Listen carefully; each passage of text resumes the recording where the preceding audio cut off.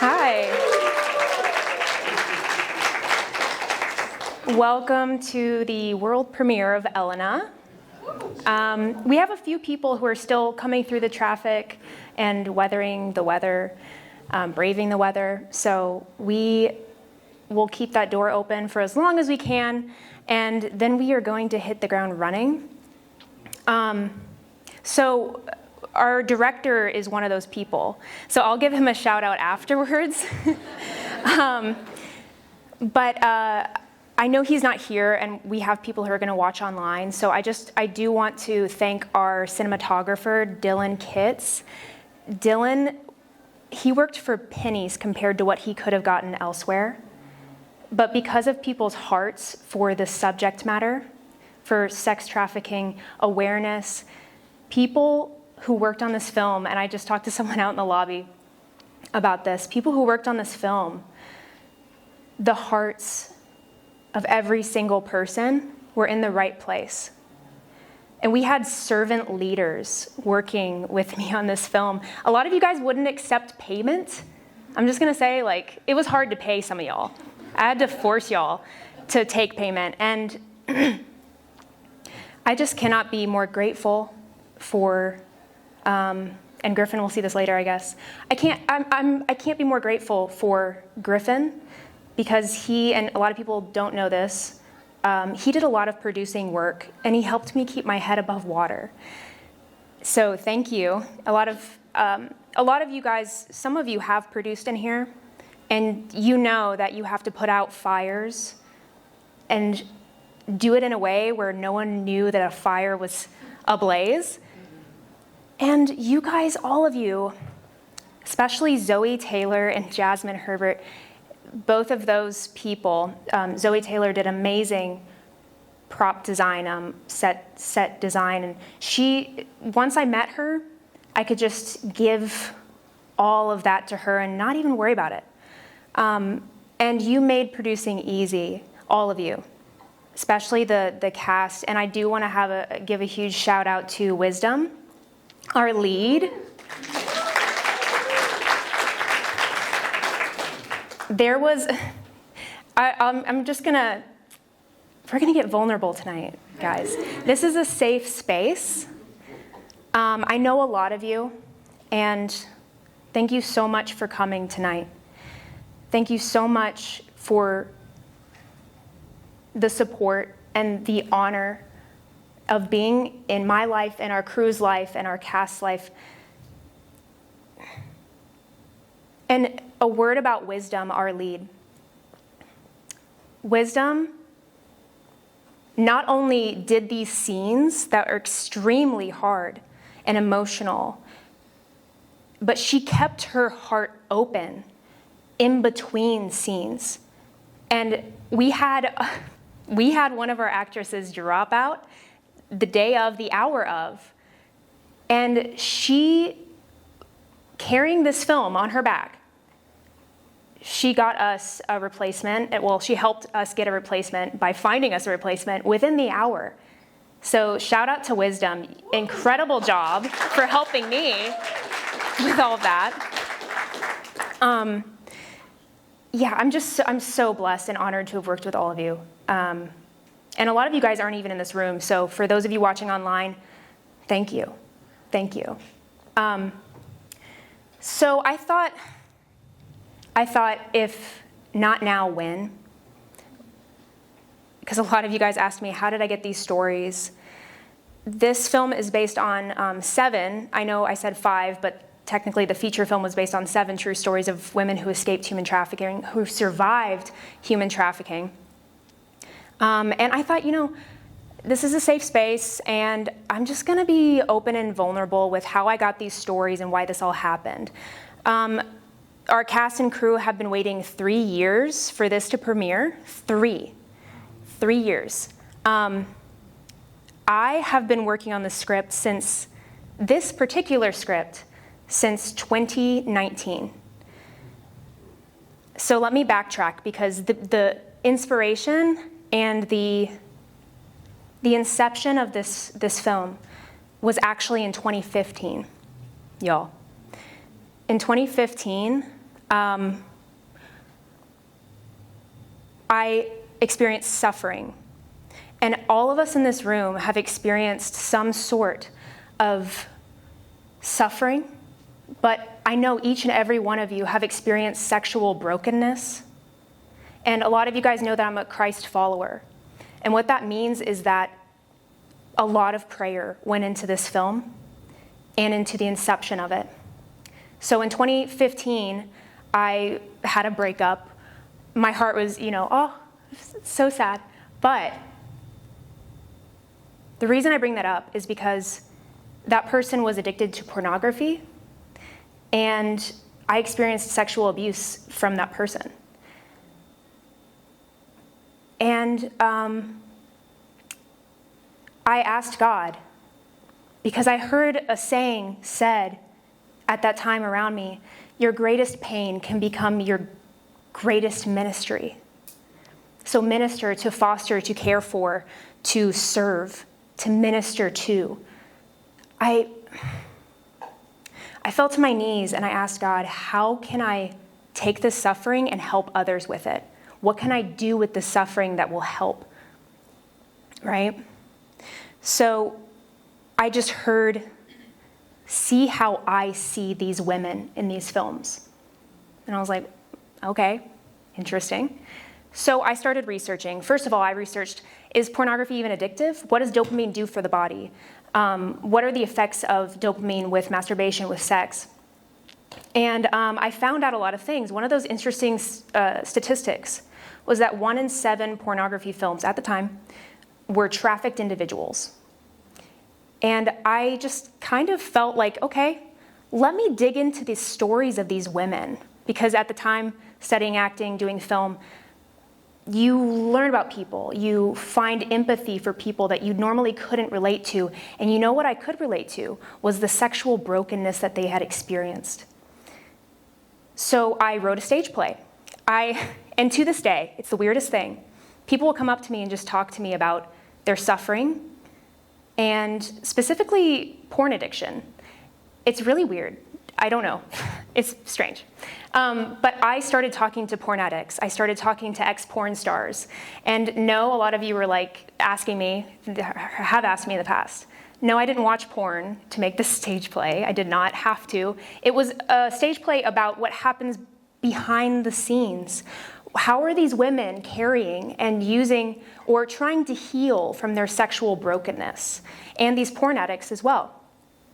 So I interviewed a lot of people, and I just gathered data. I gathered statistics, and I found that statistic, and then because of that, I started finding a lot of trafficking stories, but I couldn't use them for that stage play because they weren't about really pornography, they were more about trafficking.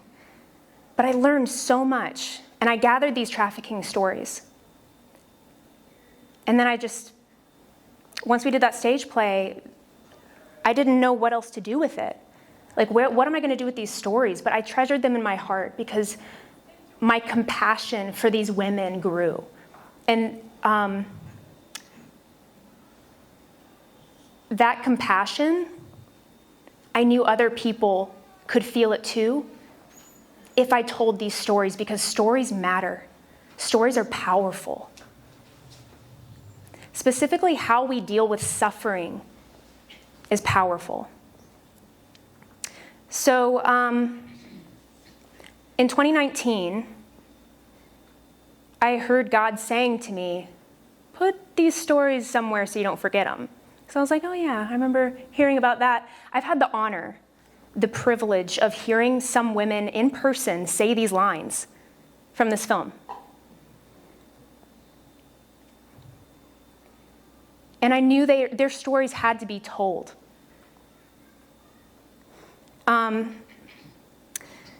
So I wrote them down in a script. Originally, this was a feature film. I boiled it down into a short film. I thought it flowed really well that way.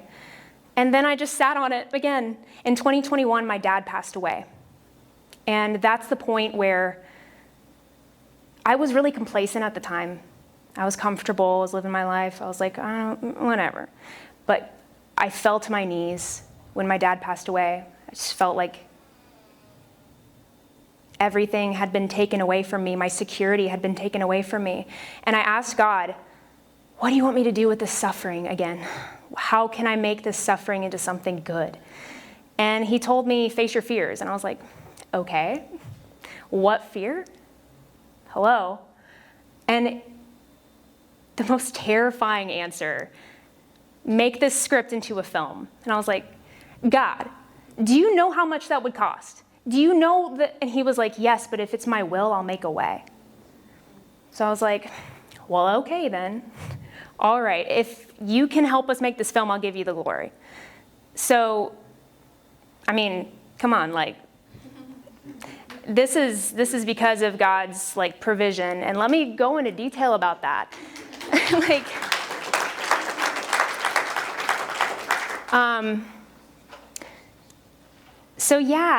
We had investors come on board. So I got the cast and crew together. And again, Griffin, I wish Griffin was here right now. I'll have to show him this video, but he'll watch online later. Griffin, we worked together on a film in 2020. I acted in a film of his, and I knew he had a humble heart, and I knew he could guide the women through with empathy and humility on set to go through these hard scenes, especially our young actress. And I was like, will you do this? He said yes. So he helped me get a lot of people together. A lot of you in this room were brought in by Griffin. I mean, he was my right-hand man. Like, he did just incredible job. And then we had investors that came on board who said, okay, if you make a nonprofit, we want tax deductible, and we're gonna give you the budget. So I was like, okay, cool. We made a nonprofit. We did a lot of cool things with that nonprofit. We actually worked with the girls for one of the nonprofits we worked with, and we did this film with. Wellspring Living in Atlanta was one of our biggest supporters. They have a trauma care center, and that is a one-stop shop for women and men and young boys, girls and women and young boys, and just people who've been exploited, people who have been abused. Trauma care. They have a trauma care center where they have a one-stop shop to be examined by anyone who needs to be involved in an investigation. They are world leading because in every single other place, really in the world, people have to be re-traumatized and examined over and over and over again, but not at Wellspring. They have a trauma care center. They get checked out once, a bodily examination, and they're out, and they don't have to do it again and get re-traumatized. Amazing work. And is there anyone from Wellspring Living here tonight? Okay, they're watching online. So huge thank you to Wellspring Living.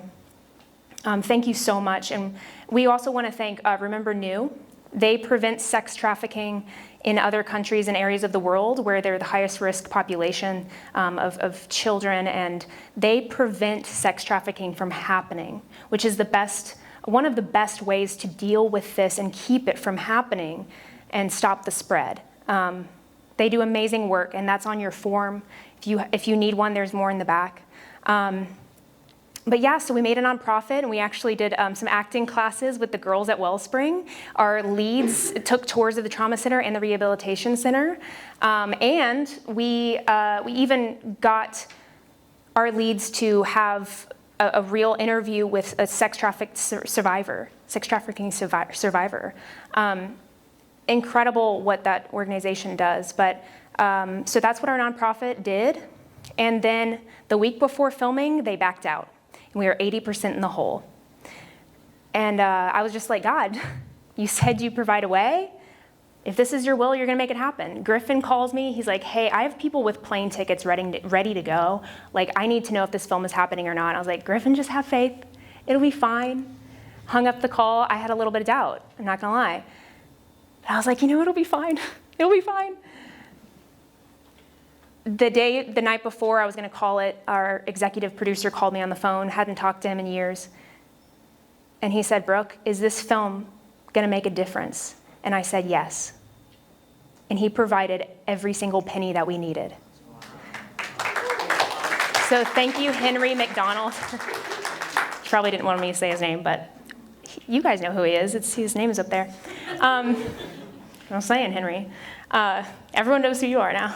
But he couldn't be here tonight, but I just, come on, like, you're awesome, Henry. So it's been a crazy journey, but here's the thing. We believe stories are powerful. Stories rooted in truth, whether they happened or whether they're rooted in a universal truth, like how we approach suffering. Whether you're bitter, you become jaded, or whether you use that suffering to help others, that's what defines us. And that's the heart of the story here tonight. A great quote is, if you run from suffering, it'll follow you. But the suffering that you face transforms you. And healing is possible. Sexual brokenness, it is possible to heal. And we are going to show this film in schools, maybe after school programs, but God's going to use this film. Obviously, the gritty parts will be taken out for kids, but we're going to make more projects. We have scripts ready to go. Our next film, every single media project we do is going to advocate for something. So we have a feature film script advocating for Asian immigrants. We have a stage play ready to go that is advocating for homeless veterans and cancer survivors. So we have things ready, and we believe stories can change lives, guys. Stories are powerful, and they can change lives, and it all comes from suffering. So how we face suffering, these women and our cast, honestly, our cast too, they faced those feelings. They faced that. So I just want to encourage you guys tonight to spread the word. We're going to have this on YouTube on Butterworth Media, at Butterworth Media on YouTube. Please share it. Please like it. Please send it to people who work in schools. Please send it to people who have a voice in this, in sex trafficking awareness. But we believe this film can change lives because it's all about how we find healing and through suffering. What do you do after the trauma, right? So we will have a Q&A after this, and I hope you guys enjoy. We will have a behind-the-scenes film of how we made it, a little bit more information, and then we'll have the actual film. So thank you.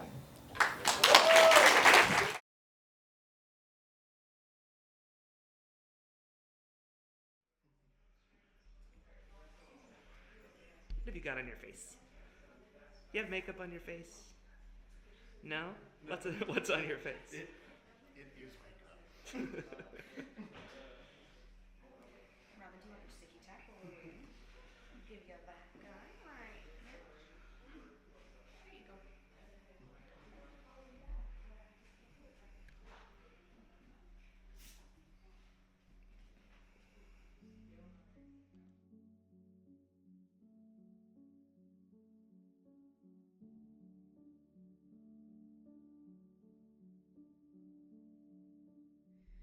So my family adopted my little sister when I was around 12 from China, and a lot of those kids who don't get adopted from those orphanages have no other option but to go into the sex industry, or they are preyed upon by people who want to exploit them.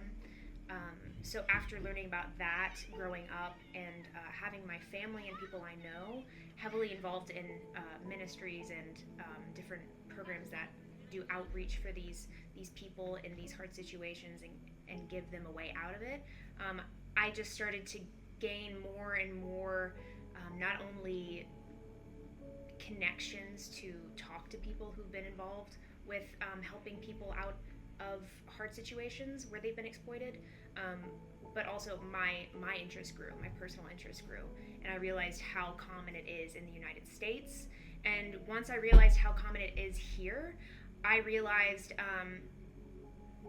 that no one really knew When you first came across this script, what really drew you to it at first? The fact that it was based off of 5 real women's stories, I think, is amazing because a lot of people don't think that human trafficking is a real thing. They see it or they hear about it in the movies, but they don't actually acknowledge the fact that it is everywhere, that it actually exists, and real people are really dealing with this. So the fact that it was based off of 5 real women is incredible to me. So that was one of the major things that drew me in. What I truly in my heart believe that this will accomplish is it will bring to light everything that's going on in this realm of human trafficking, and actually educate people. Because again, a lot of people, we live in our little bubble. We don't think that it's happening, or at least not happening here. That's a issue that's happening overseas. No, it's here. Now, what was something that either you were surprised to discover or something just new that you learned? Oh my gosh, I learned so much. We toured the facility, so just seeing what programs are out there for women and males too was definitely eye-opening, and it just gave me a feeling of hope. But again, like, it starts out so sad, but then as you see where they get to live now, and they have their own rooms, and so they have a sense of privacy now. It's just all of the things that they're doing to try to heal them from this traumatic situation they've been through was just great to see. So it was bittersweet. It was just like, wow. So Wellspring does a great job. At first, I was kind of overthinking how, with the experience of going to Wellspring, yes. When we were going to Wellspring and seeing what they actually do there, I was kind of overthinking of like what the process and what the facility is that helps these women. And through this film, I kind of found that it's not some big scientific experiment. It's actually just literally helping human beings be able to exist around other people and being able to climate themselves to it. And that kind of informed how I directed some of the group therapy stuff, was that literally it's just try to get them to be able to talk to each other, be able to hang out, and be able to, be able to get out of the cage, putting it, metaphorically and literally. And that was something where, at the end of the day, this is a broad and complicated issue, like identifying it, but at the end of the day, it's a very simple human harm that's happening where they're just being kept from being a true human being, which is someone that can be a part of a group and be able to help each other. So Help and not manipulate each exactly. other. Yes. Yeah. Yes. What's the number one thing that you hope this film accomplishes? Awareness mostly, but that's the obvious answer. Also, the authenticity of it, that it catches people by their film. They're not just they're seeing these things, and they get a different perspective of what an actual survivor goes through. I think it'll be great for everyone to see what the process is of going through healing from that. I hope that they begin to keep an eye out for symptoms of somebody that may be in distress, who can't speak up, doesn't know how to speak up. So I'm hoping that there'll just be more awareness so that somebody will be paying attention.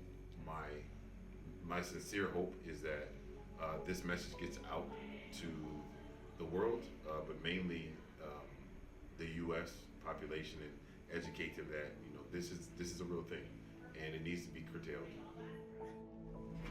I want people to care, and I want them to care enough to look into ways that they can help and ways that they can spot it in public. And I hope that our film makes it so that they really believe that this is truly a big issue, and it does happen around them. Could happen around people every single day. We just don't see it because we don't know what to see. Yeah. So I'm hoping that we can spread the word and have them spread the word, and we can prevent this and bring awareness and bring action.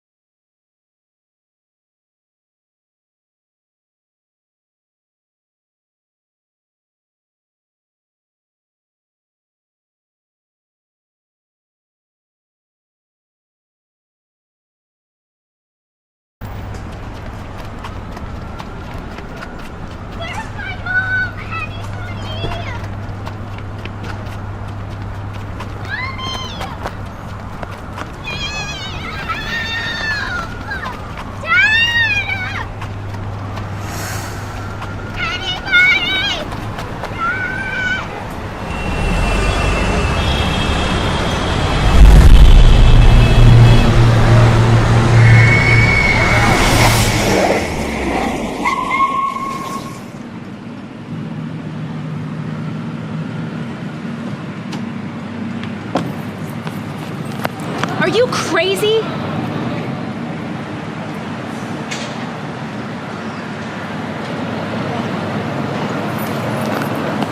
Are you okay? I don't know. Do you need help? I think so.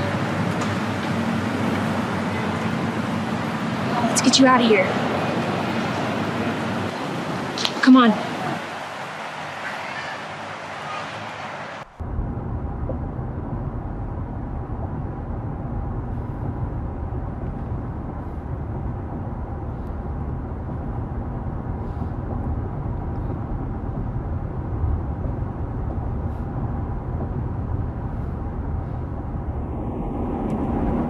All right, I just need your names now.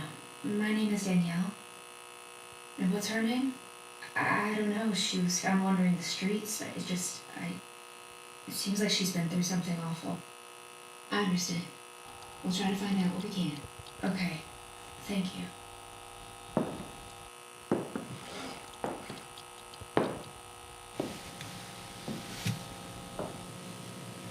They're gonna help you now, okay?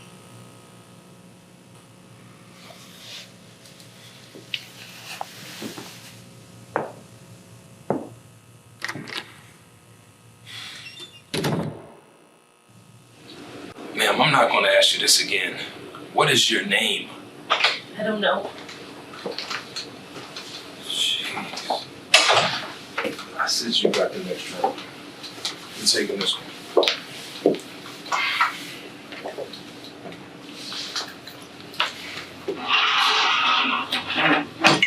Don't worry about him. Barks first sins bite. You're safe. Why were you at the shipping port tonight? At the shipping port? Mm-hmm.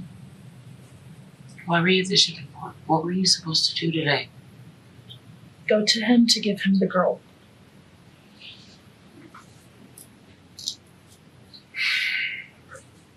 How long have you been reporting to him?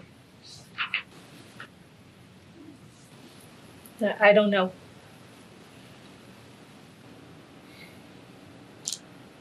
It's all right. It's all right. We got a woman here we think needs to be into your program. Mm-hmm. She's been trafficked in some kind of way.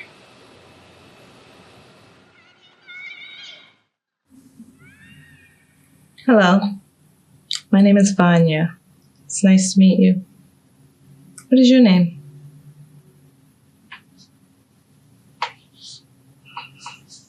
Who was that?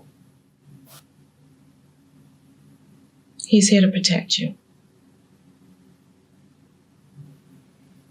Hi, I'm Josh. I'll be here to protect and make sure nothing hurts you. You never have to be alone with a man ever again. Anytime he is with you, someone else will be there too, such as me or other women. Where am I?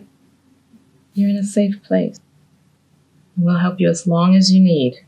It might be difficult, but we've helped many people regain life. Why? I believe God helped us so we can help others. Do you know what God is? I don't know. Can you tell me anything about where you came from? Perhaps your name?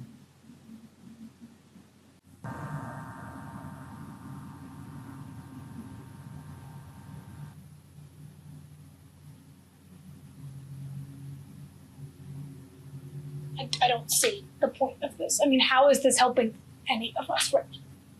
After all that we've been through? After what they got away with? You know what they did? After I was taken from my friend's house?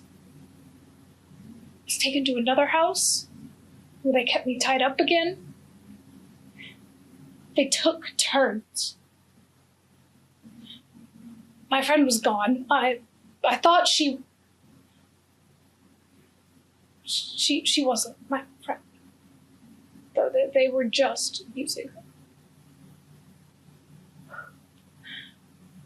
I don't know how much longer, a few days, a week later, it's when the police found me. They broke in and found me. And that's how I ended up here. I don't really know how long I was there. But I remember some things. I think they drugged me pretty hard. It's all kind of fuzzy. You don't have to tell us anything. We're just here to listen. No, I want to. I have to.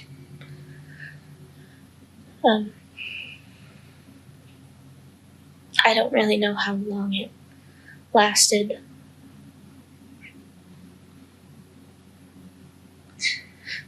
But the men would be there all the time. I don't really remember when they weren't. And I would feel them. I can't stop feeling them. We can talk more about how to handle those flashbacks if you want, Sarah. It's not uncommon. I know that doesn't make it easier. Sarah, you can heal from this, as I have. It just takes time. Would you like to know how? Yeah. Can we talk more later? Of course.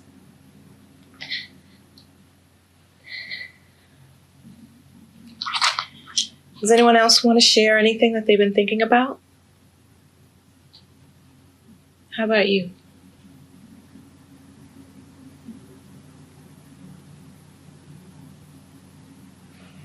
That's all right. Well, I have a treat planned for all of you.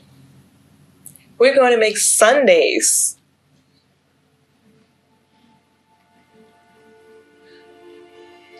What are Sundays?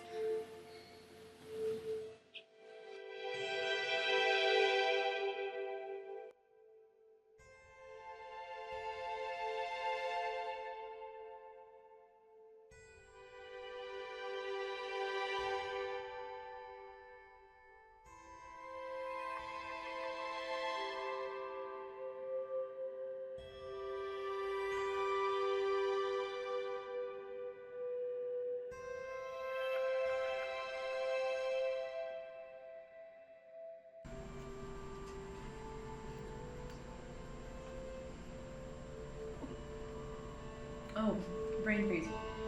Your timer will go off. Yeah.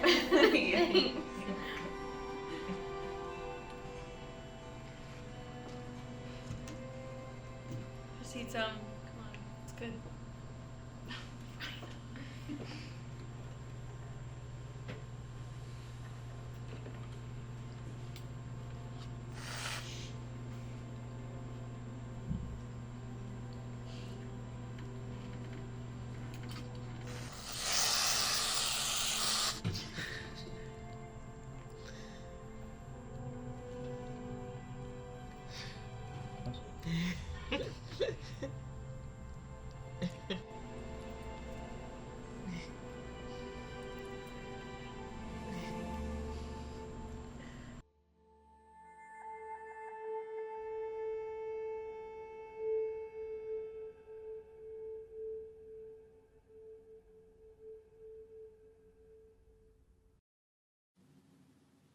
You've been here a long time.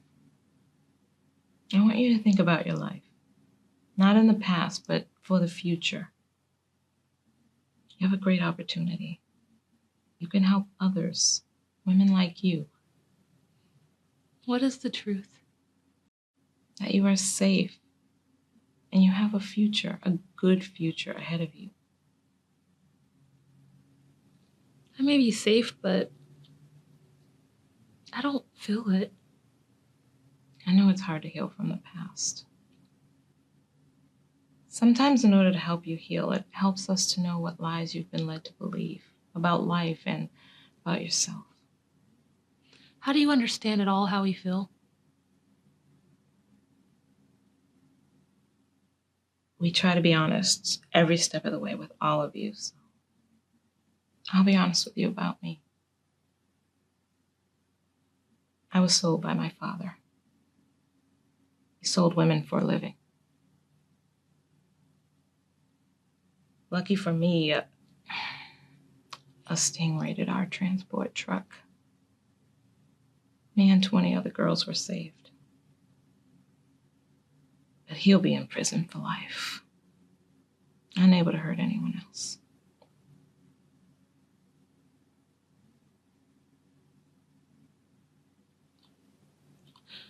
My father also sold me. He took me one night, and I don't know where my mother was. I was very young. I don't remember, but he was shaking, but it wasn't cold. He drove me to somewhere dark.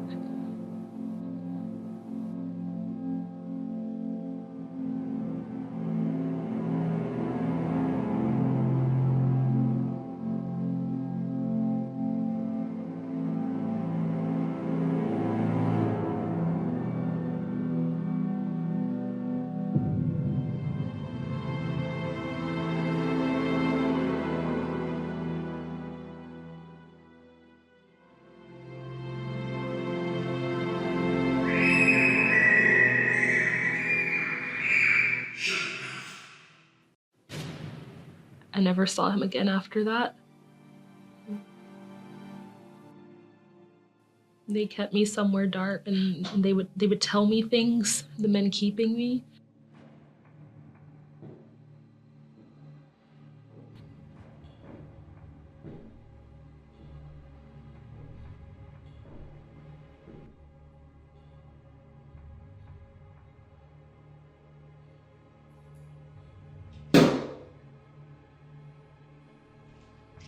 I am your God. I am your God. Say it.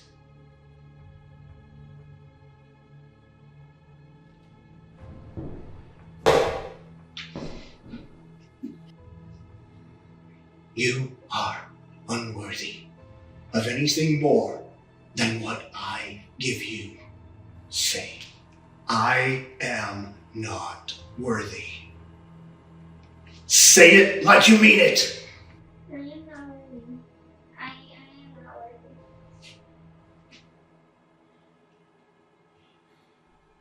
Do not lean on your own understanding, and I will protect you.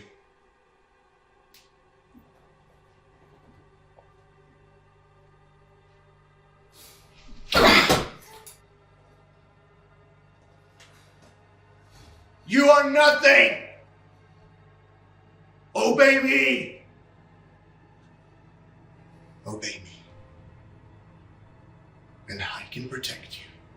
I can give you life, or I can take it away.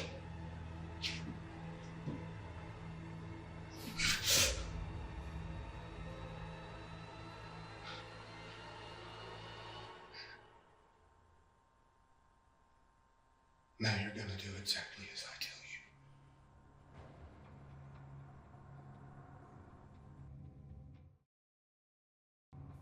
Then they would give me to many men, mostly many rich men.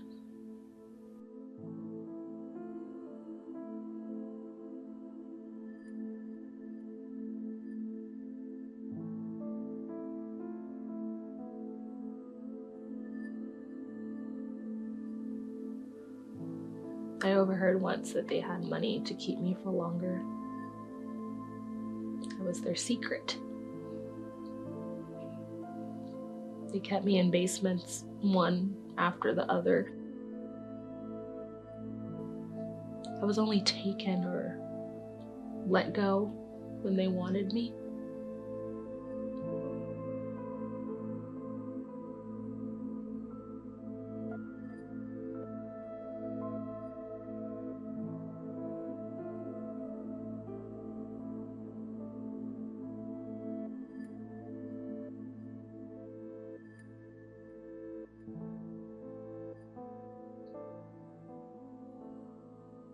I don't know the days or the years I was kept in each house. I just know what they did. Then what they told me. Then I got them help to. I helped them to get more. Do you ever wish he got killed? Your father? I used to. Now I just hope he uses the time he'll be locked away to realize what he's done. Why should you care for any of them? Because I know if God healed me from all that hatred and pain, he can heal anyone. Even you.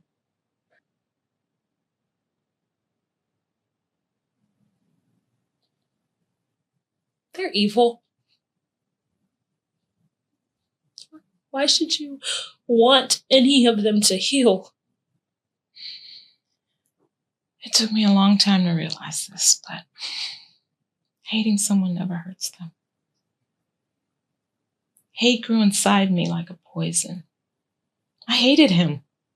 I hated men. I hated the world. After talking to a group like this one, I realized that hate couldn't change what I needed to heal. What am I here for? Where? What am I doing here? Why am I here? Why am I here? Where else would you be?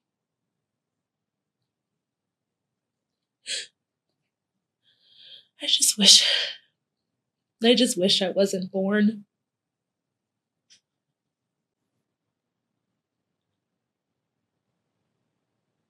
You're so brave. Elena, you are so brave. Can you say something for me? Can you say I am worthy?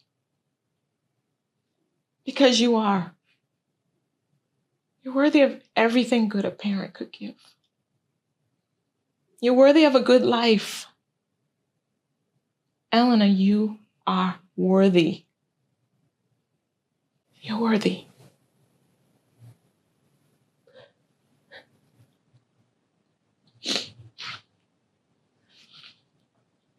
I am worthy. I am worthy. Believe it.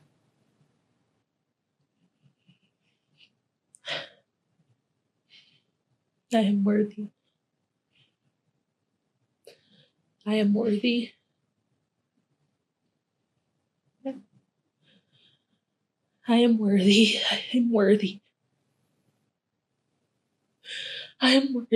I am worthy. I am worthy. I am worthy. I am worthy. I am worthy. I am worthy. I am worthy.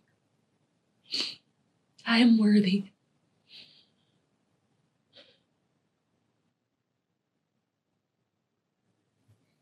I'm so proud of you. Can I give you a hug?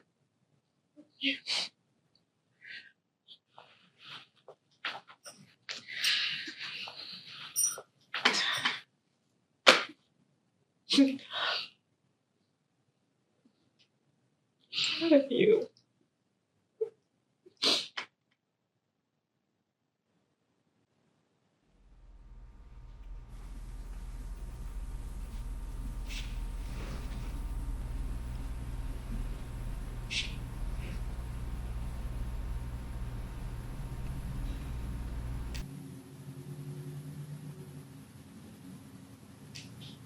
Have you seen my daddy? Where did you last see your dad? In the big room. Sure. Follow me.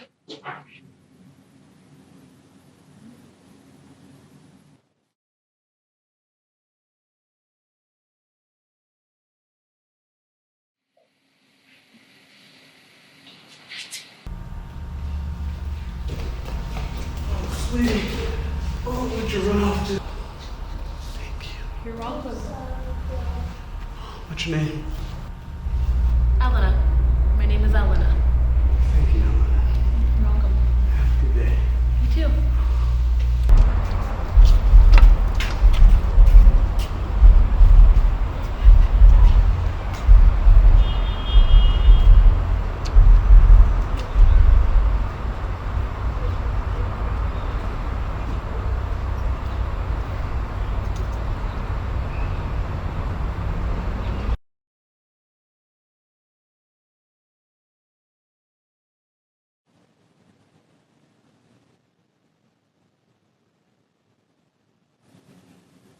Hi. My name is Elena. What's your name? Tiffany. Nice to meet you, Tiffany. I'm here to help you adjust. If you need anything, I'm here to help. What do you want? We help women out of hard situations. We help women heal. We help them start a new life. What do you want? I really want to help you in this transition in any way I can. I want to be your friend if you want one.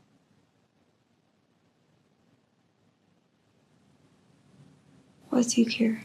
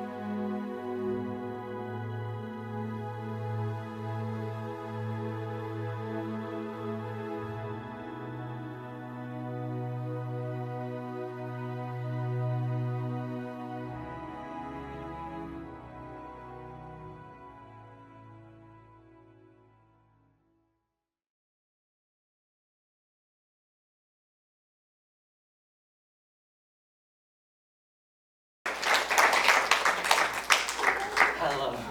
Golden clutch. Drove here from Raleigh. Oh, Raleigh. Oh, yeah. That's where I was born. I feel like we're a little family in here. I don't know. I just get that vibe. I can't see any of you. Hi. Yeah, I Hi. Is everyone here? Griffin, you did not hear the praise I gave you earlier, but you're like, you're awesome. Okay, so live Q&A, guys. We have some gifts for people who ask questions. I won't tell you which number of questions you will have to ask in order to get the gifts, but we have them.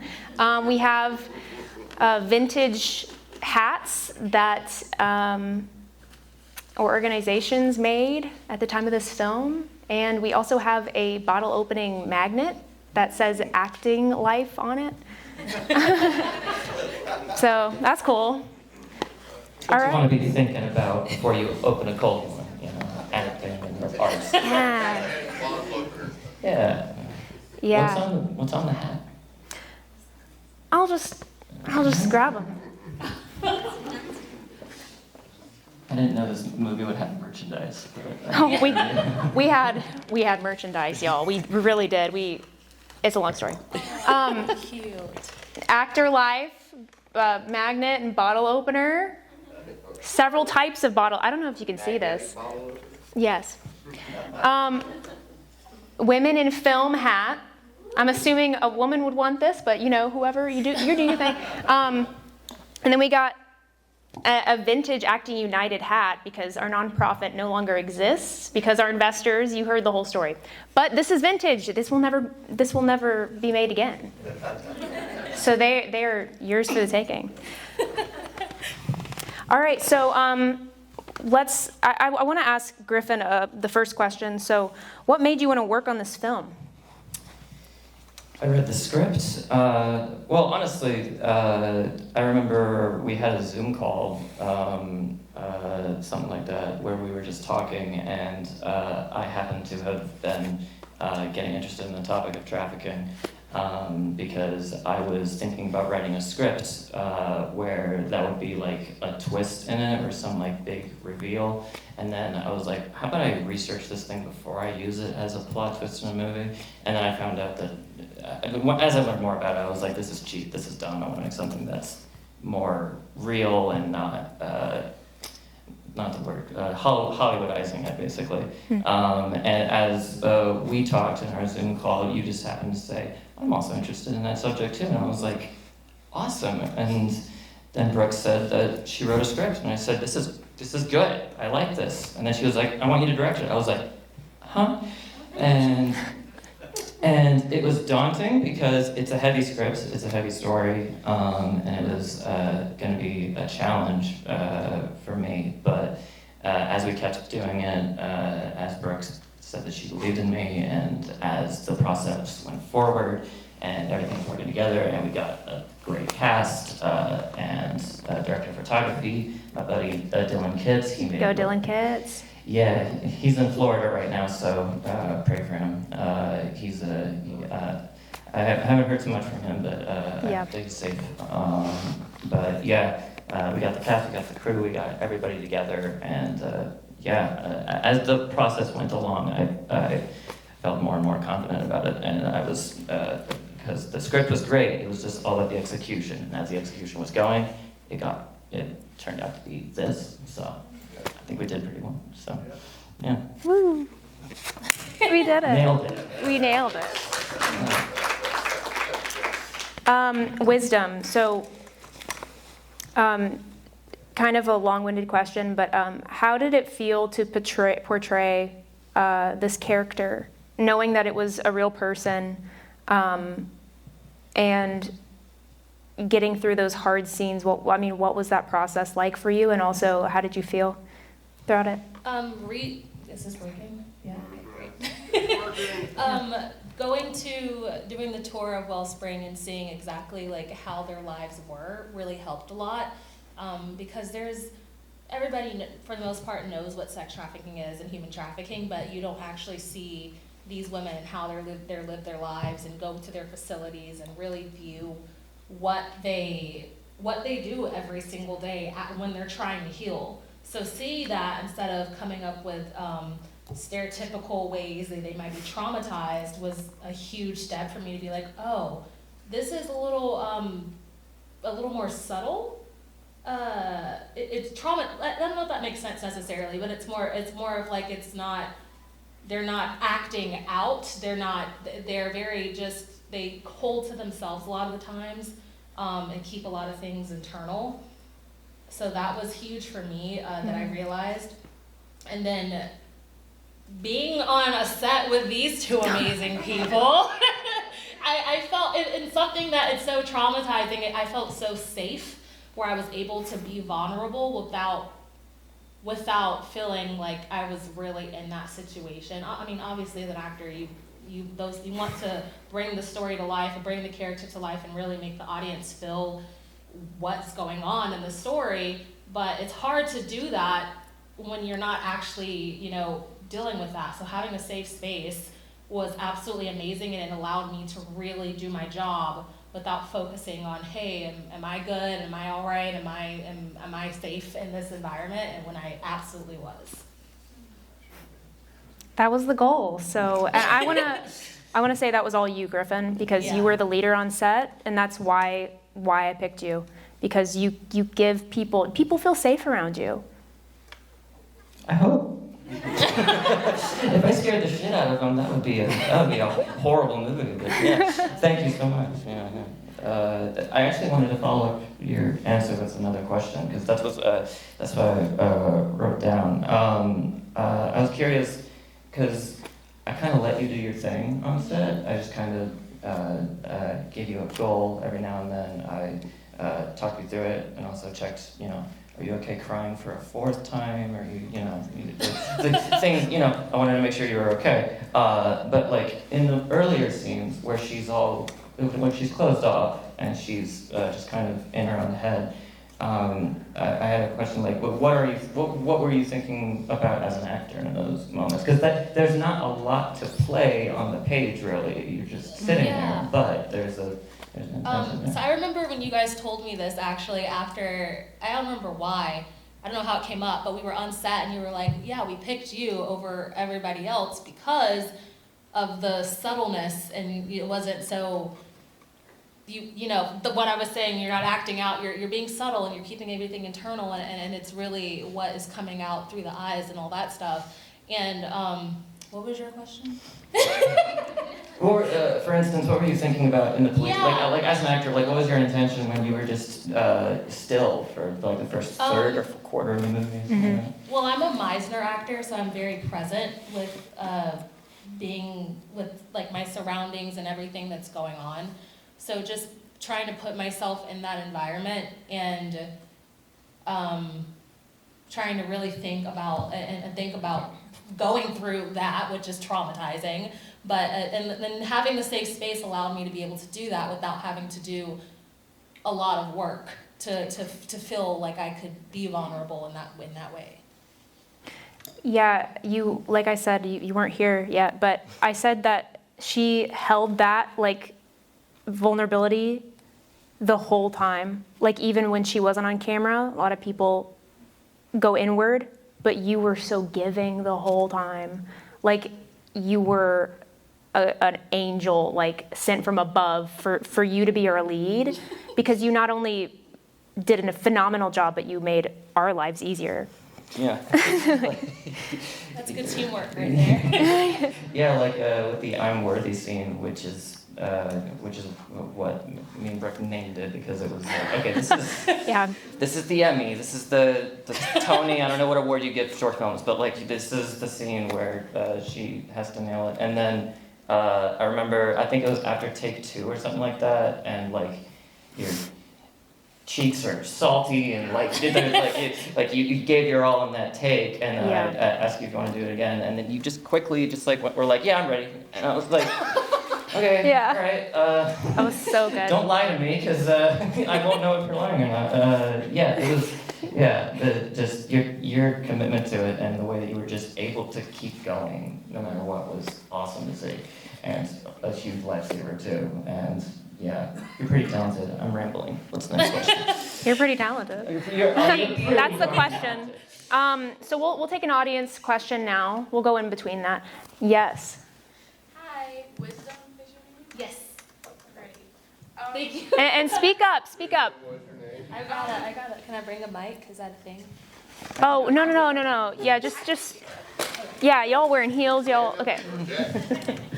I would like to know, what is the most valuable thing that you learned from Elena? From being on set? No, from your character. Oh, that's a hard one. Yeah. That's a good question. From my character, I would say about how to allow other people in. Because as you could tell, and she was very much I don't trust anybody. Right. I don't trust anybody. I don't care who you are. You can try to be nice to me. I'm not here for it.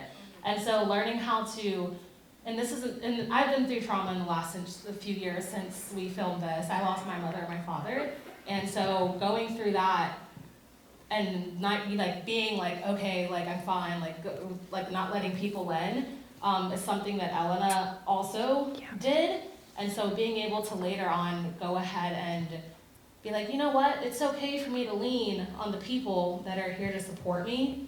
It's okay for me to be not, I don't want to say weak, but be weak and allow other people to lift you up in times where you're not able to do it yourself.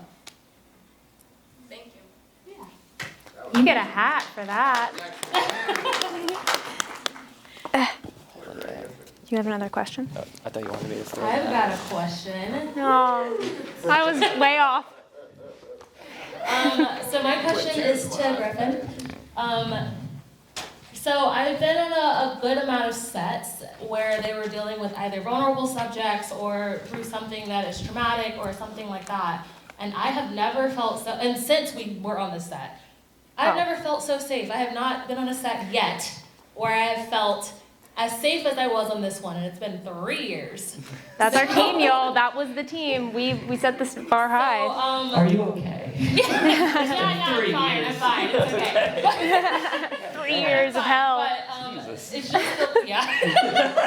Maybe I shouldn't say it like that. But I want to know how, is there like a way that you approached it when you're like, okay, whenever we show up to set, I want to make sure this is what I'm doing. This is the steps. Like, is there because a lot of people don't have that skill when it comes to directing, of being able to make sure, because they direct, they say, hey, this is what I want you to do, but are you okay? Like, are you good? So, yeah.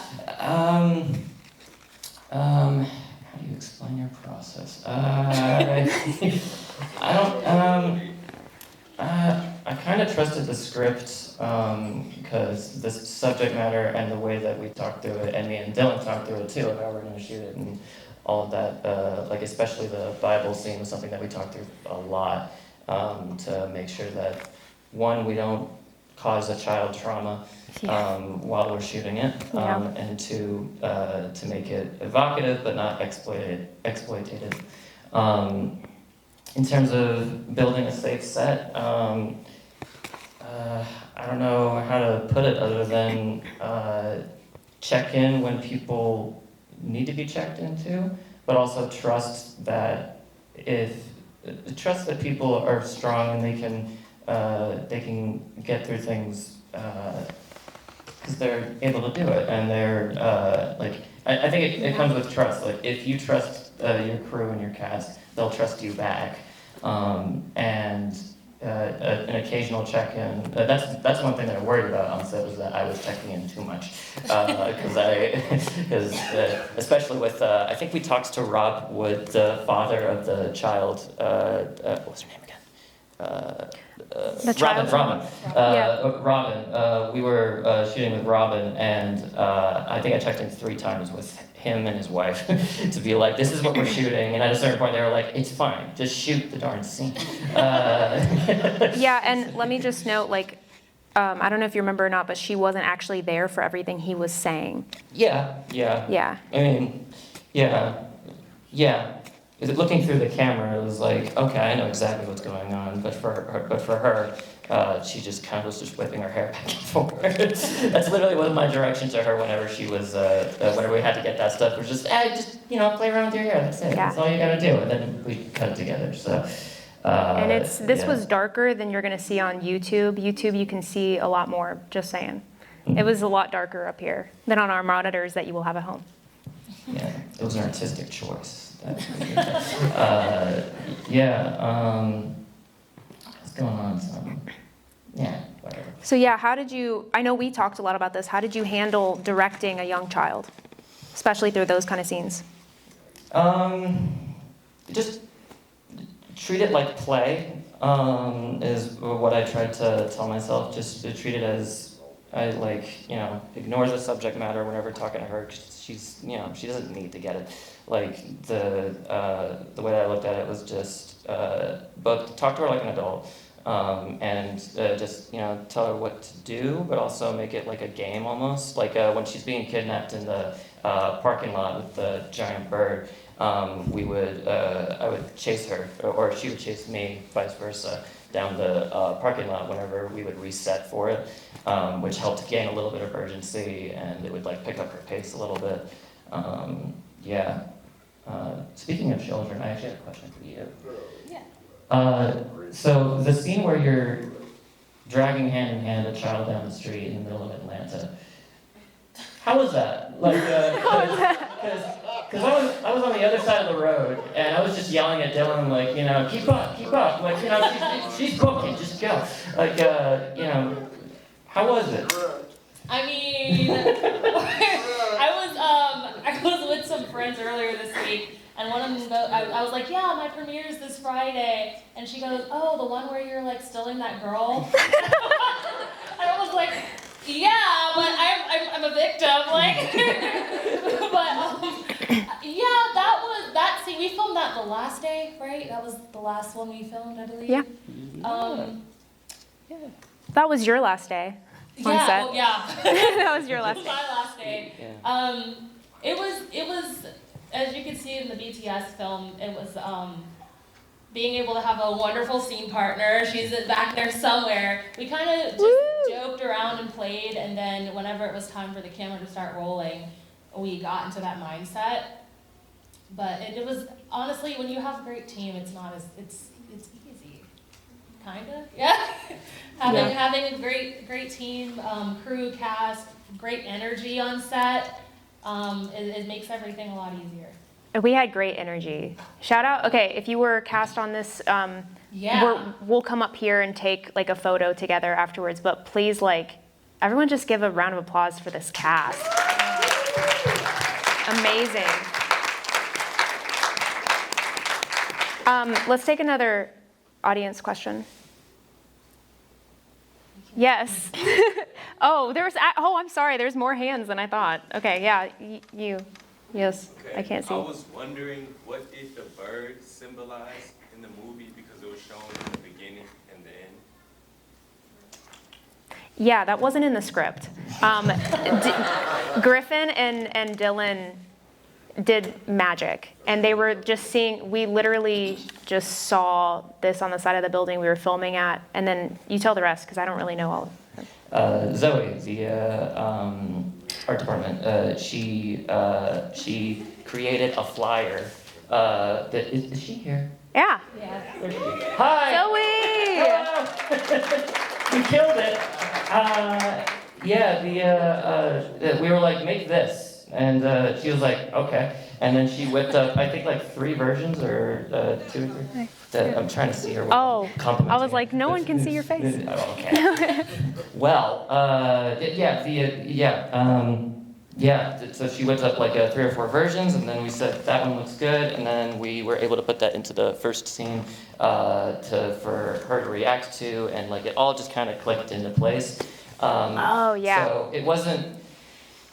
I get it bird, but then in the script, at least, in the true story that I had the honor of hearing, again, the reason why I picked this story was because it was the most like mysterious and like, okay, that's really interesting, and you can put a lot of other stories into it. So this was actually a true story, and this is how this woman got found. Was she was bringing a girl in, a young girl, who was screaming for her parent, and then all of a sudden it was just like something clicked, and she stopped in the middle of the street, and someone helped her and brought her to the LA Dream Center, actually. So it wasn't in Atlanta, that was in LA, but same kind of facility as Wellspring. And so in the script, it was emotional click, where she was like, oh, what am I doing? And I have this girl, and she lets go of the girl, and she falls down, and that was true. But you wanted actual visual representation for the audience. So that kind of answers that question. So the visual representation of something clicking within this person who has been trafficked. And again, that is very rare. This story of actually being kidnapped and stuck in a place. 90% of the people at Wellspring Living, of the children and anyone who's gone through that program, it's manipulative and exploited people who are still going to school, who are still living with, a lot of the times, their traffickers, their pimps, whatever you want to call it. And so this was a rare story that you could put a lot of others into. But the script was more emotional click, and you guys made that visual, and it was beautifully done. So good job. It was like a flashback to when she was kidnapped, kind of. Yeah, it's the bookend of like I am not this person. Yeah. I also saw it as I was editing it, like, as I was making excuses, I guess, for it. I was like, what is this bird? But like, What is this bird? At the end of the day, I thought like the flyer showing the bird, like Elena probably has no emotional connection to the actual image, like in and of itself, but it's in her memory subconsciously, and and that just like flicks something off where it's like, oh, that's the last time that I felt semi-safe or had my father, stuff like that. Like, yeah, so it happened on accident, and this mic is really, really weird. It might be my rings. I just seen a flash of freedom, my boy. Flash of freedom on the bird. Yes. Yeah. We'll go with that. Yeah. And that's another good point. It's up to your own interpretation, man. Yeah. That's a good point. Yeah. That's what I saw too. Free fly. Is there another question? Yeah, another question? Yes.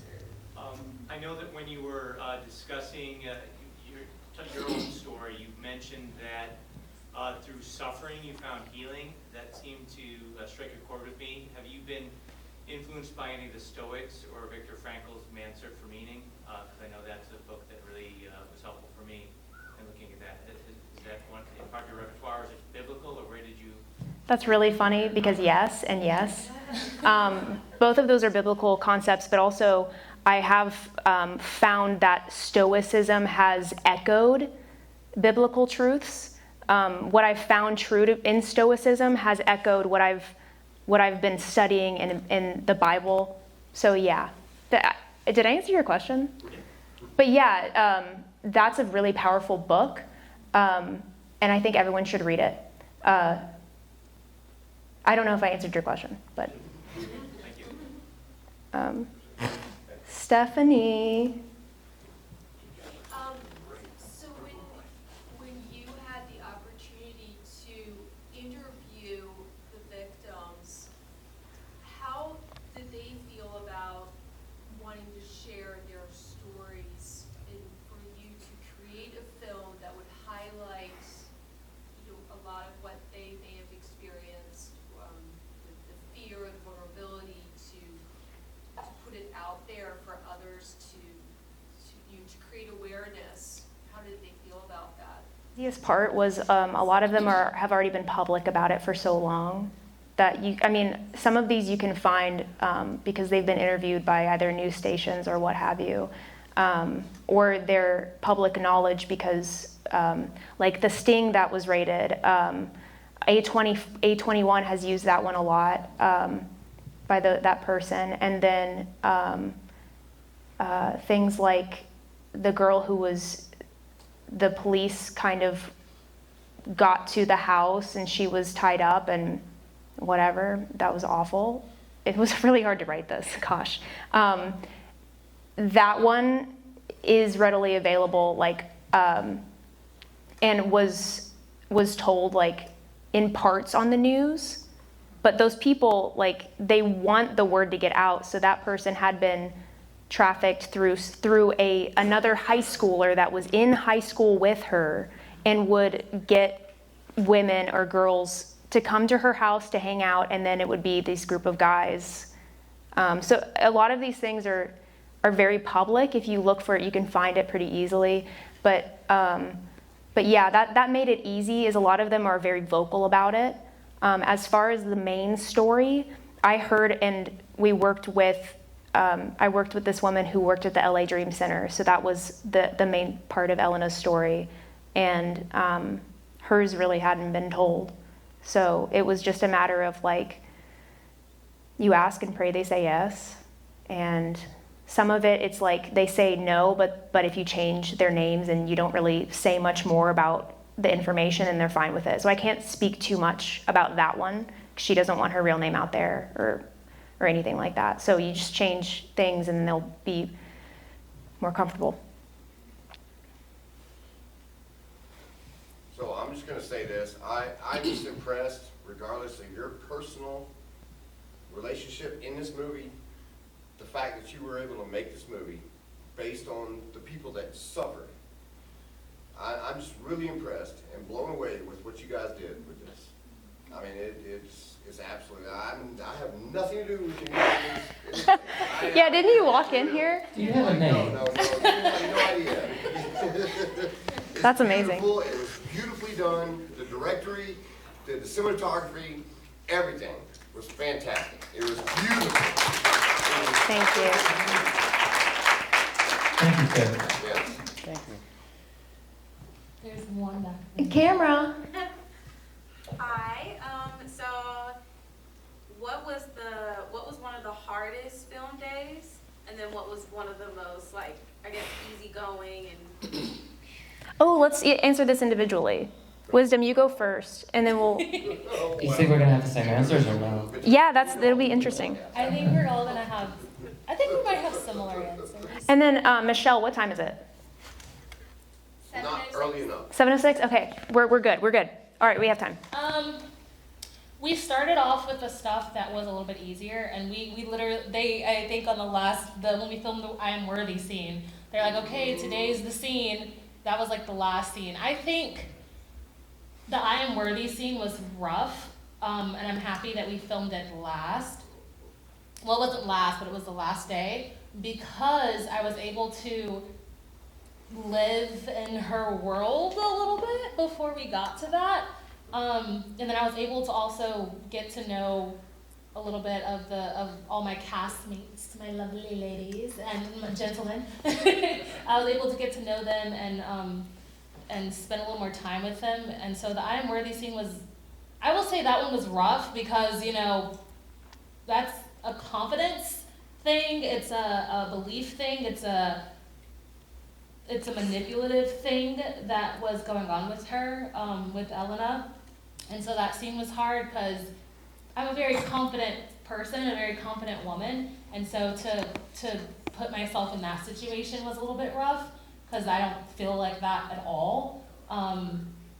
So being there and believing that and saying that over and over and over again and trying to take myself through that journey of actually believing what I was saying after I said it so many times was wonderful. And Leslie, who played Vanya, really gave me what I needed in that scene to be able to work off of her and help me, take me through that journey. Are you saying that it was hard for you to feel worthy? Or are you saying the opposite? That it was hard for you to go back to where you feel? Yeah, it was hard for me to go back to Wisdom, you're not worthy? Like, what? I was like, excuse, well, no, we're not, no. I know, I'm the shit. Yeah. That's one of the hardest things, like also trained in Meisner.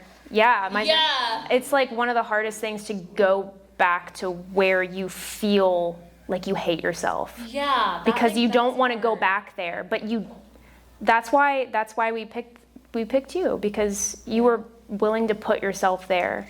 But it's hard to like basically take what you know as yourself and your healed self and be like, I'm gonna put you aside, and I'm gonna go through hard stuff right now, and feel that. And you did that. You did it. Thank you. Yeah. Woo! You did great. You did awesome. Way better than. Hardest and easiest day? The easiest day was definitely the therapy scene, where the circle scene. That one was pretty. I think it was either the second or first day. Like it was just. That was the hardest scene? No, that's the easiest. Oh. Easiest. Okay. Yeah. That was easiest. Yeah. That was simple. Even like some of my friends from film school came down to the set to help out that day, and that was like a good boost to start it off, for me at least. And also just everybody was killing it, because like 2 or 3 people had close-ups in it that were like, nail it, please God, nail it, I know you can, please. And they killed it. You guys absolutely killed it. Out of the park, home run. Guys, give a round of applause. They're here tonight, like a lot of them. Woo! Yeah. hardest scene was, well, like, okay, there's one day that was like objectively hard, which was the one with Robin and the Bible, that scene, and then, because that was like a crunched day where we were shooting at that house and then we were going back to Wellspring to shoot something else. It was exhausting. It was the longest day, and it was the day where I was like, okay, we really got to get down the line. Yeah, I think we had a night shoot too. Huh? We had a night shoot that night. Yeah, Right? that was the parking lot scene. That was what was Yeah. right after it. Yeah, that was jumbled as hell.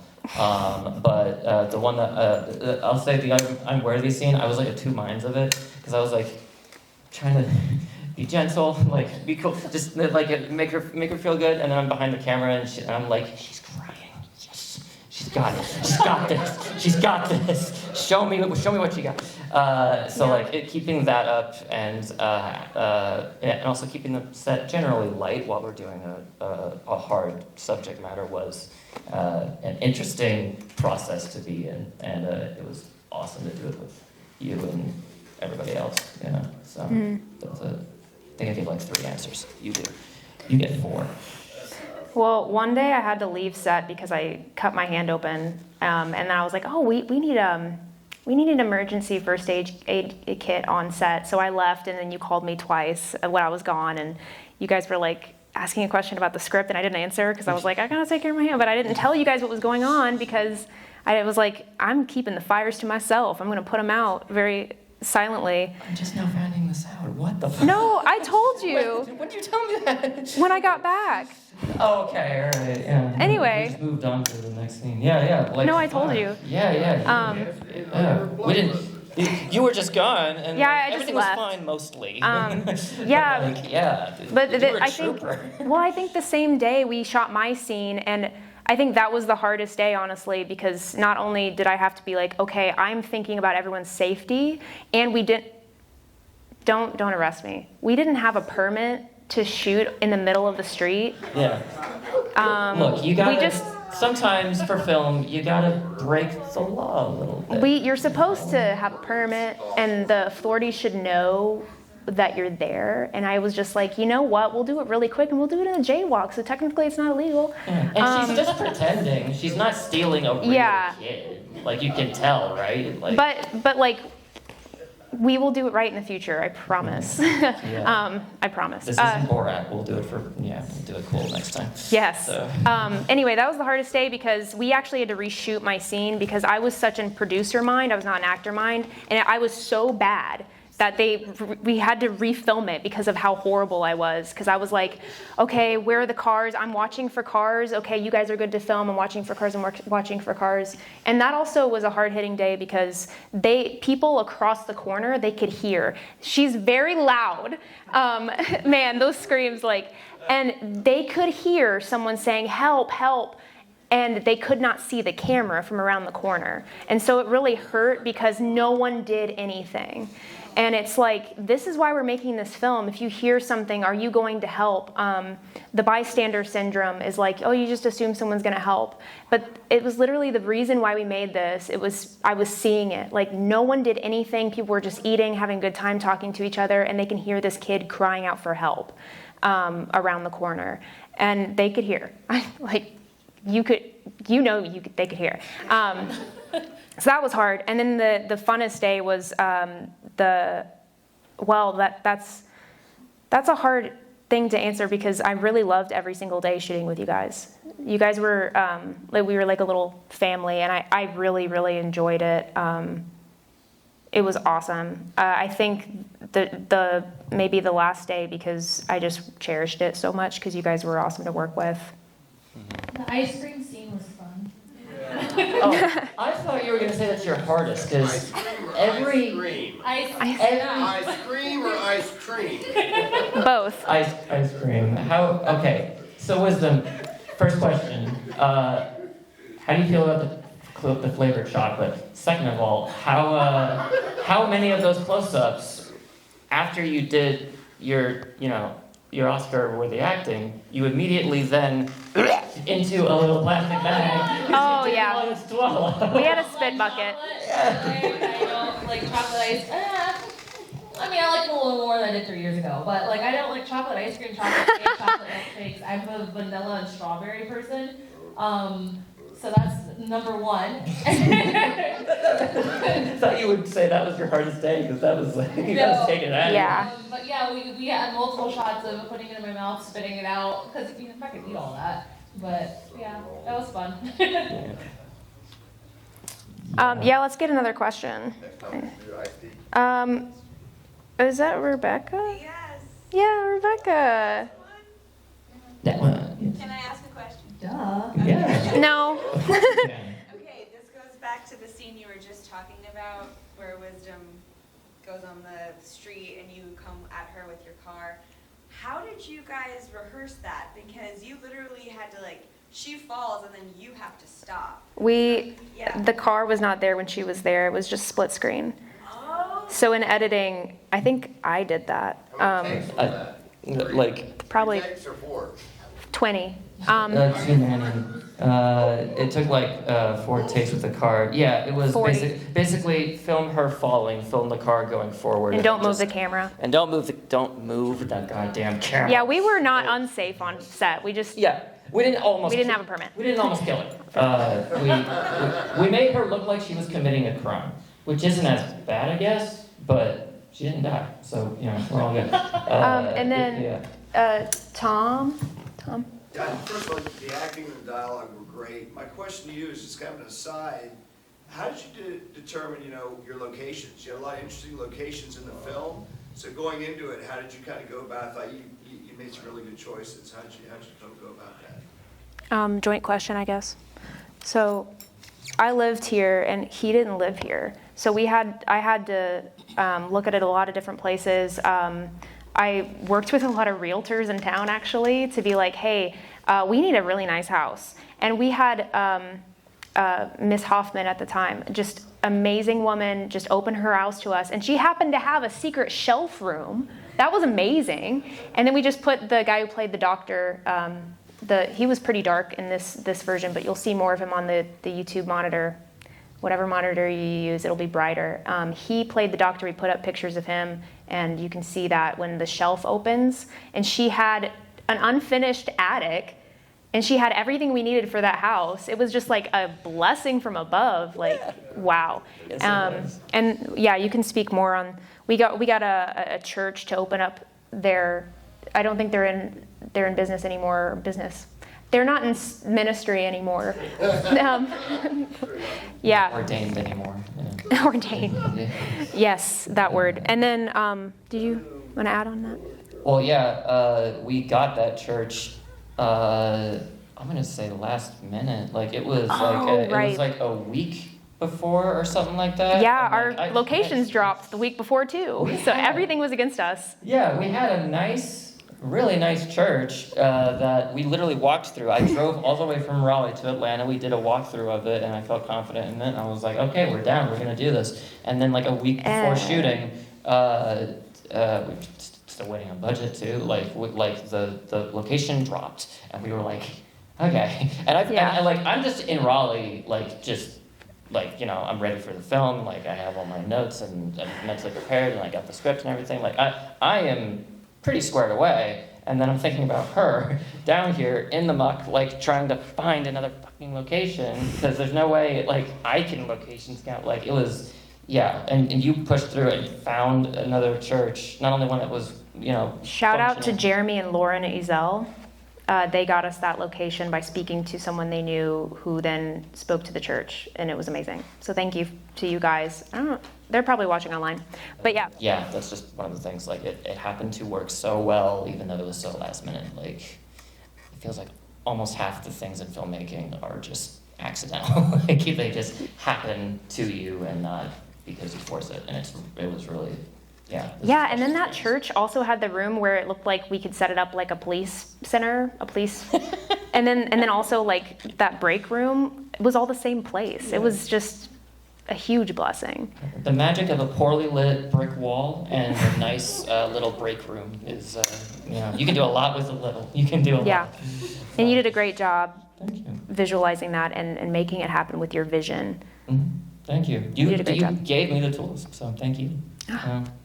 Let's just agree to agree. Oh. Yeah. I do want to note something that really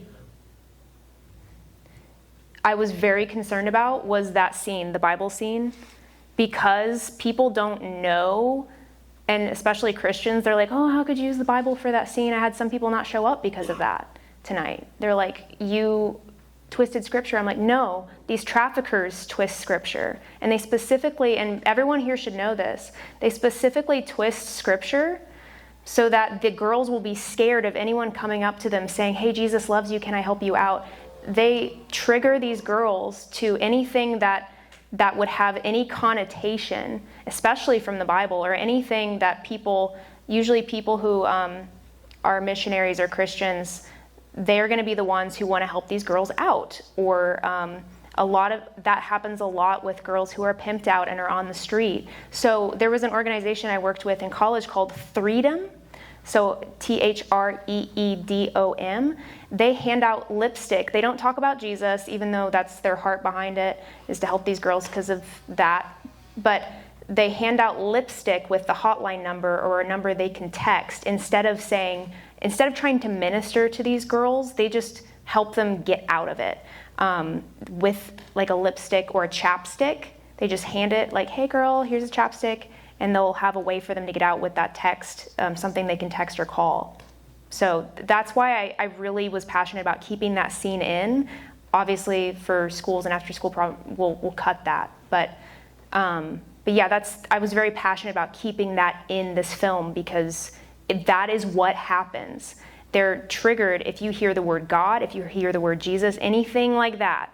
They're taught to go straight back to their trafficker and do not talk to you. Yeah. Is that an actual reality? I mean, yeah. Do you know that from? From working with Freedom, the organization. That, and so girls that come out, that's especially from a young age. My eyes when you were talking about it, but yes, yeah. That's actually quite. And people should know about that. And that's what, if we do a feature film, we'll be able to talk about that more. But it's a short film, so it's kind of hard to get that from that. And also, we're going to do a lot more projects. We're going to do a lot more media projects. Butterworthmedia.com is already up, ready to go. We need producers. We need writers. We need actors. We need venues. We're going to do stage plays. We have that script ready to go to advocate for homeless veterans and cancer survivors based on a true story. And we're ready to go. Oh yeah, she read it. Oh yeah. Oh yeah. It is. Yep. So question for you, Griffin. What did you find? And we're gonna wrap up. So get your last questions ready. What did you find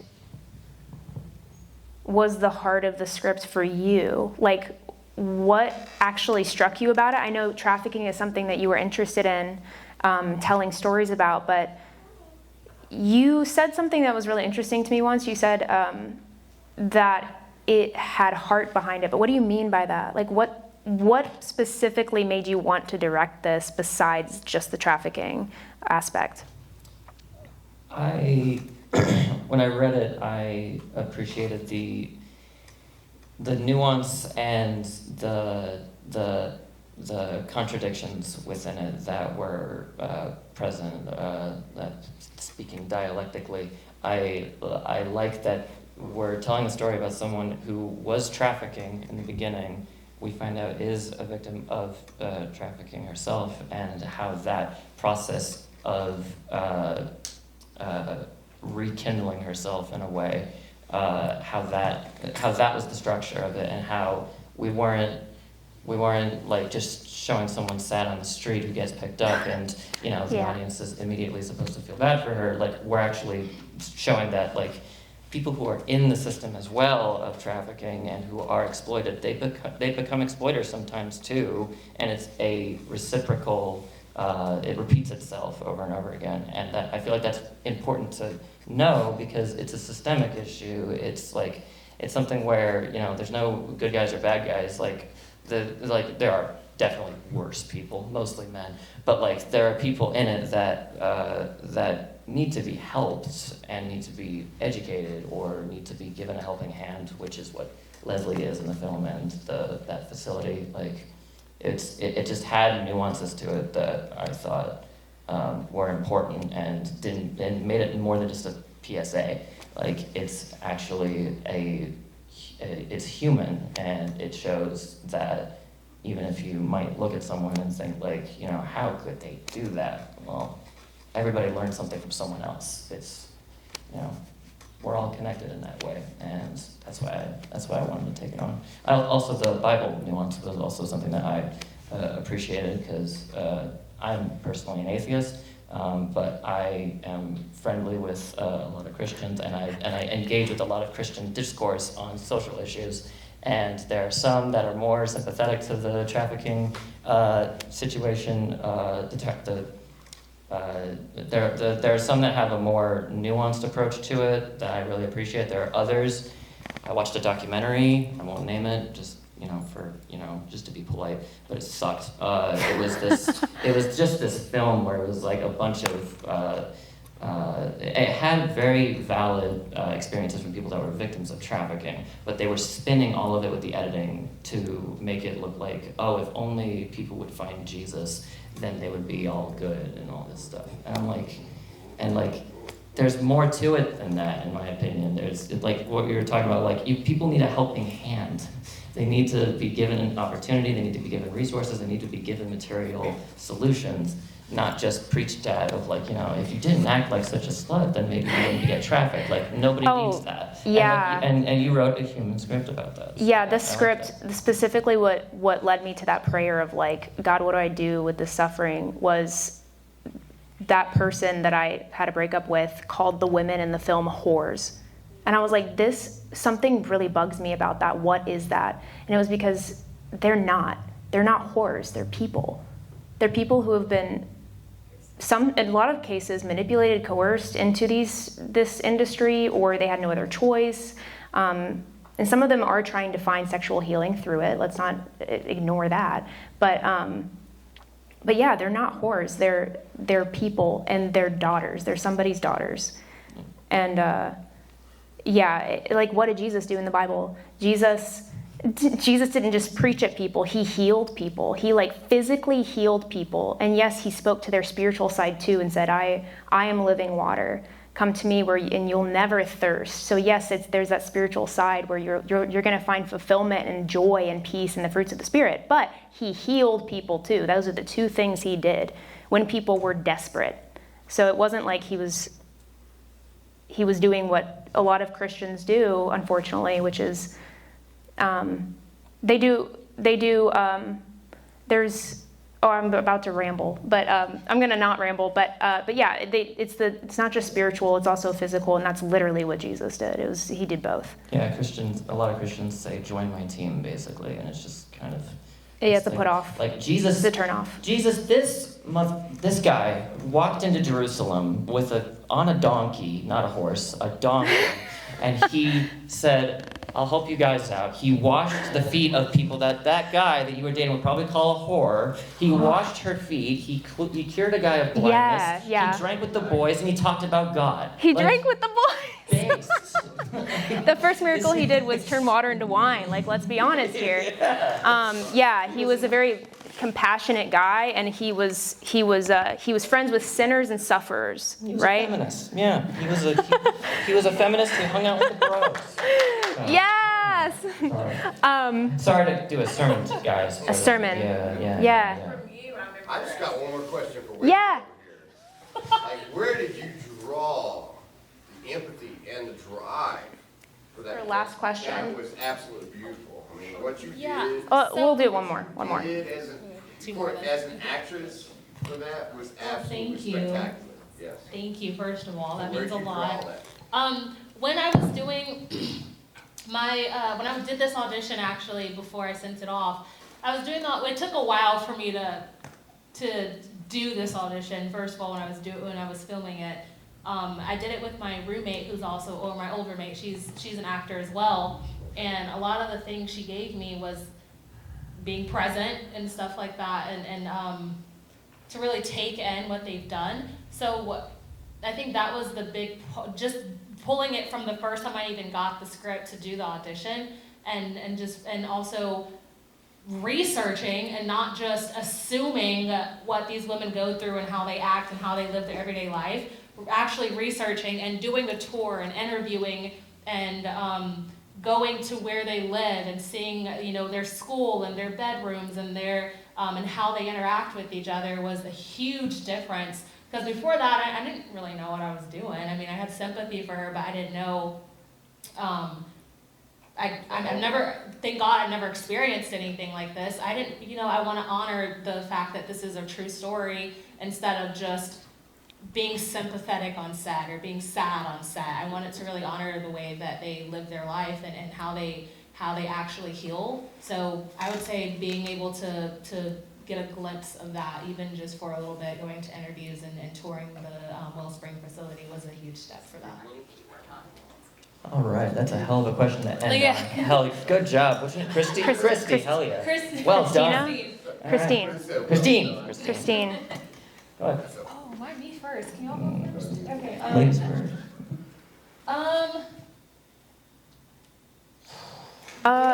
Yeah, are you good? Okay. Oh, I had nothing to say. Doing, especially if it's, I've never dealt with something that was based off a true story, so doing my research and not assuming was a huge thing if I ever do get the opportunity to honor someone's real life.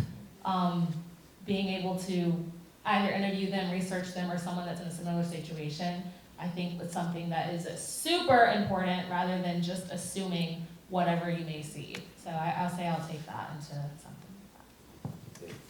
Yeah.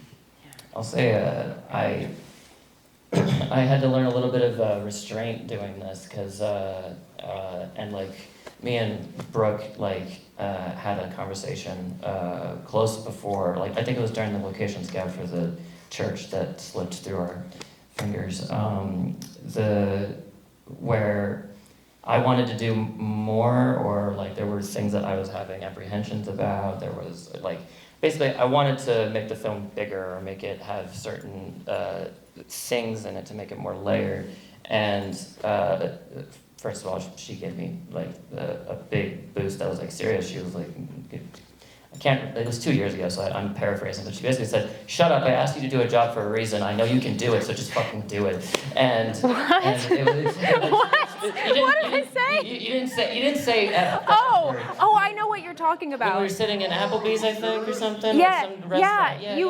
You were having doubts about your abilities, and I was like, I hired you for a reason, and I know you can do it. So maybe I did say all that, but I was like, I know you can do this. That's why I picked you. Yeah, I added pizzazz to it, but yeah, you did, and it warmed my heart, and I went home and I was like, okay, you know what? She's right. Fuck it, I got this. But also with this film, I had to learn that what was causing me all of that anxiety was that I wanted to do more with it, and it's with a film that's based on a true story and based on something that I think is an important issue, all that stuff, you can't cover everything. And that's okay, because what we're covering here is solid and it's true to life, and she researched the shit out of it, and what is here is totally fine, and I just gotta trust what I have in front of me to make it as good and as evocative as possible. And and I'm taking that with every project that I do going forward, to not try to bloat it and make it. It doesn't have to be the trafficking movie. It can be a trafficking movie that has its own twist on it. So, and that's with every other film going forward. Basically, I felt rejuvenated after making this film, honestly. So that helps me answer the question for me, because that conversation changed everything for me, because I was like, I think God gave me a gift not only for getting people together and seeing their talents, but also seeing potential in people where they may not see it themselves, or potential in things.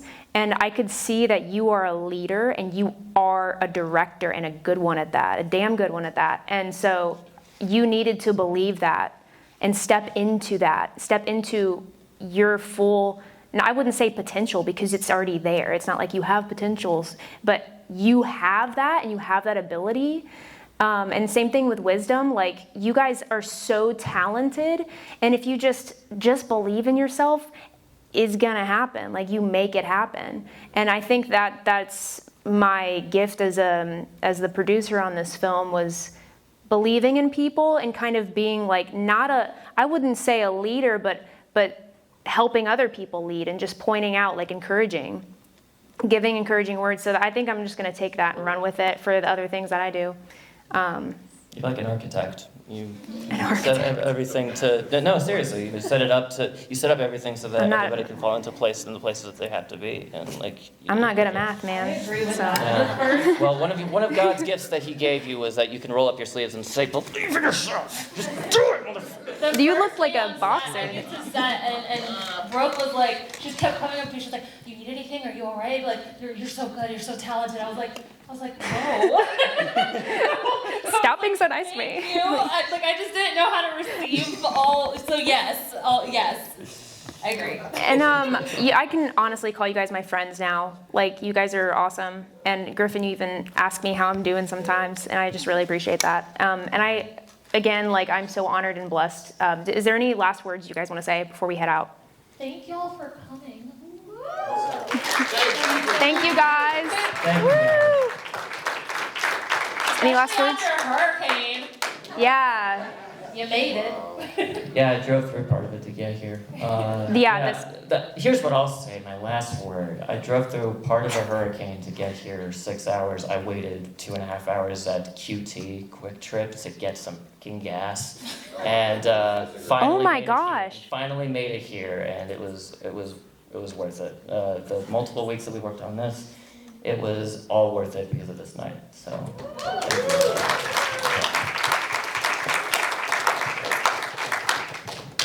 Final word, share this film. It's going to be live on YouTube, I think, in like 10 minutes.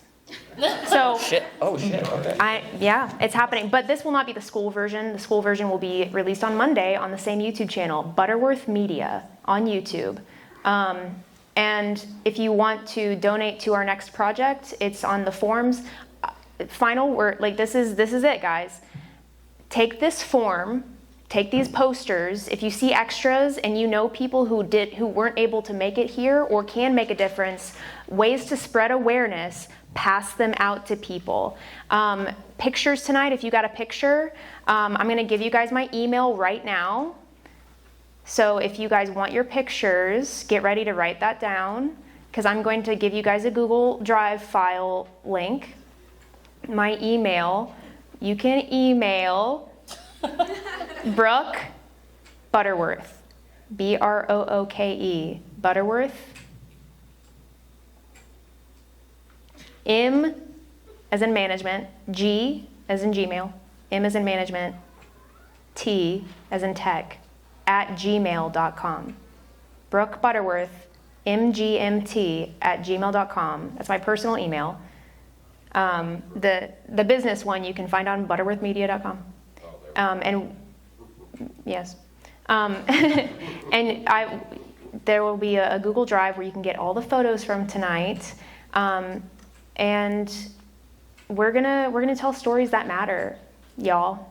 We have scripts ready to go, and we're excited. We need producers, we need actors, we need writers.